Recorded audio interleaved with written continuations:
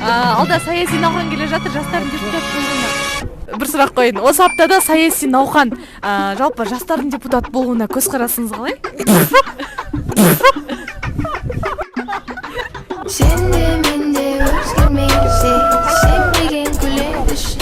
Алматы ең алғашқы махаббатым. Сәлем, дәл қазір мен Арбаттамын, нақтысы Алматыда. Елімізде ең көп шоғырланған жастар осында ғой. Наурызға да қызу дайындық жүріп жатыр. Мынадай суға орайына қарамастан жастардың дегі өте көп. Жарайды, оны қоя қойшы, саяси науқан келе жатыр. Биыл сайлауға жас депутаттар өте көп түсіп жатыр. Ал бұған жастардың ойы қалай? Олар қандай пікірде? Бірге сұрап көрейікші. Кеттік. Жастардың депутат болуына көзқарасыңыз қалай? Дұрыс па? Болған дұрыс па? Қолдайсыз ба? Қолдаймын. Олар ертең мінберге шығып қаншалықты халықтың жағдайын жеткізеді деп ойлайсыз? 80-90% шығар. Я не буду голосовать. Спасибо. Жастардың депутат болғанын қолдаймын, себебі болашақ жастардың қолында. Менің ойымша бұның барлығы өтірік, және мен дауыс бергім келмейді. Өзіңіз болашақта депутат болуға ойыңыз бар ма? Депутат кімнің болғысы келмейді ол? Әрине ой бар. Жалпы TikTokқа шығып кеттің бе? шығып кетпейді. Қазіргілер білмеймін, ондай несі жоқ сияқты. Ойы, саясатқа да жоқ сияқты.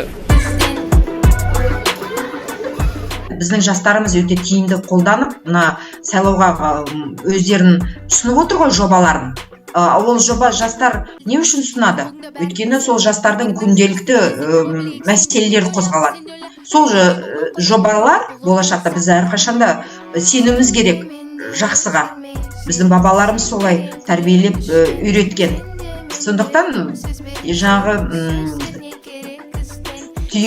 көп сөздің түйіні біз жастарға сенеміз.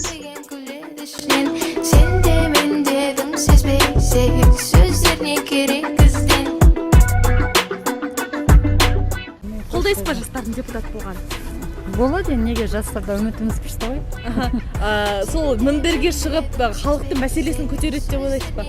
Конечно, халыққа жаны ашып, сол жастардан үмітіміз бар ғой енді. Это было бы хорошо, все-таки у молодежи свои взгляды на современную жизнь. Я считаю, что это правильно. Конечно, оң көзбен қараймын. Менің ойымша енді жалпы бәрімізге белгілі ғой, енді жоғарыда отырғандардың көбісі шыны керек осы жасы жеткен, шыны керек енді орын беретін уақыт келді менің ойымша жастарға. Жаңа Қазақстан болса, жаңа құрам керек менің ойымша.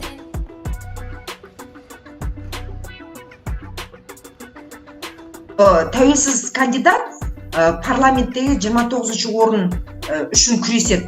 Сонымен қатар осының ерекшелігі саяси партиялар ұсынған тізімде де кандидаттардың кем дегенде жаңағы 30% әйелдер, жастар және мүмкіндігі шектеулі адамдар болуы керек. Осы орайда аудандық, қалалық, облыстық мәслихат депутаттарын сайлануы керек. Жаңағы